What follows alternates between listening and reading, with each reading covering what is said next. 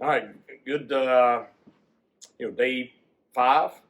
Okay, so first day back after Saturday.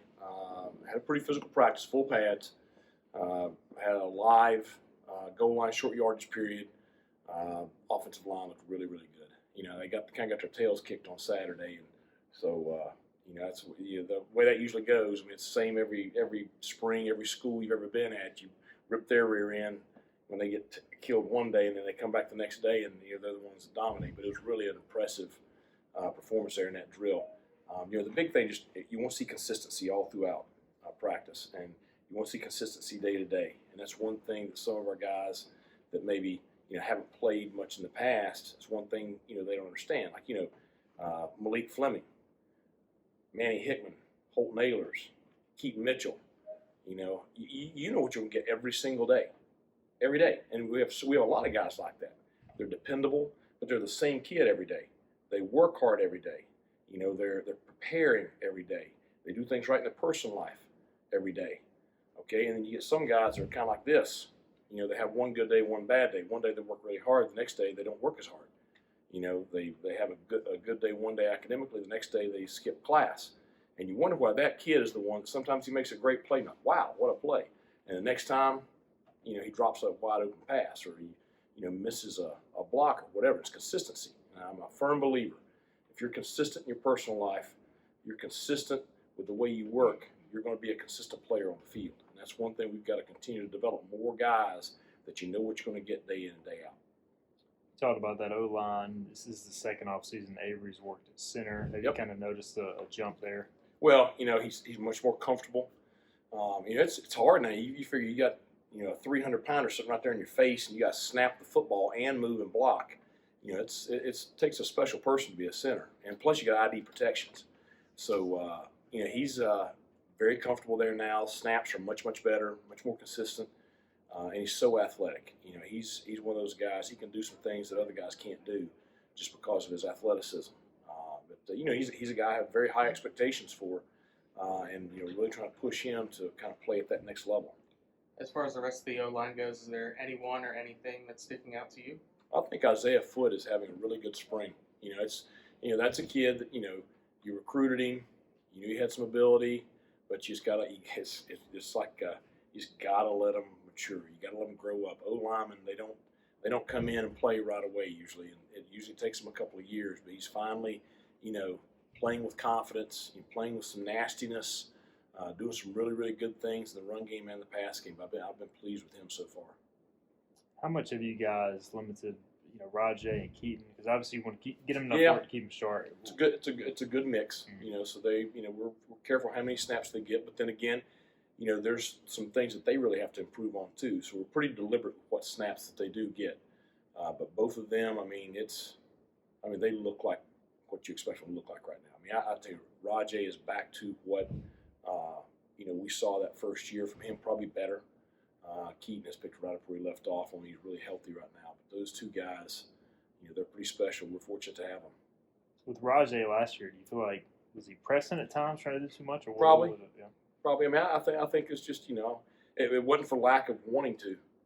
I just think he's been very driven this off season to, really be that impact player again. And now all of a sudden, you got both of them playing at an extremely high level.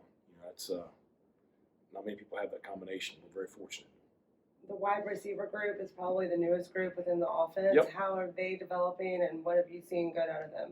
Well, I think you continue to see guys come along and make some big catches and show more consistency. Taji Hudson had a big catch on a third down against the pressure today. Holton made the correct adjustment right there, got the ball out. He made a contested catch in traffic, so that's good to see. You just want to continue to see which guys are going to make those plays consistently.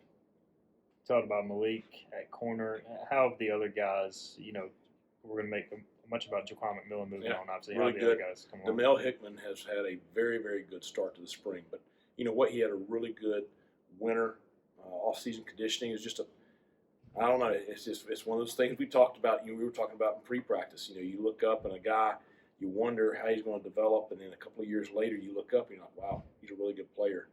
And Demel, he and I were talking out in the hallway. He was one of those guys when he was young that was inconsistent day in and day out. Now all of a sudden, he's the same guy every day, and he's playing like that on the field. And he's had a really, really solid start to the spring.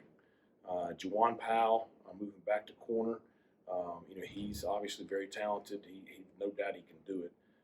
Got a little banged up Saturday, so he'll miss a few days. But I feel like he's going to be a solid guy there. And then you're competing to see who's the other guy. Going back to winter conditioning and all the improvements that the team has made, or is anybody else that stands out in making tremendous gains and improvements over the winter? There's lots of guys. I hesitate sometimes to name names and stuff like that, but you look like Walt Striblin. I think he is much improved right now over what he was in the fall, and a lot of it's his strength. He worked very, very hard at it, during the winter, and so you want to see that transition, to play on the field. Ryan Jones has had a very good start this spring. It's I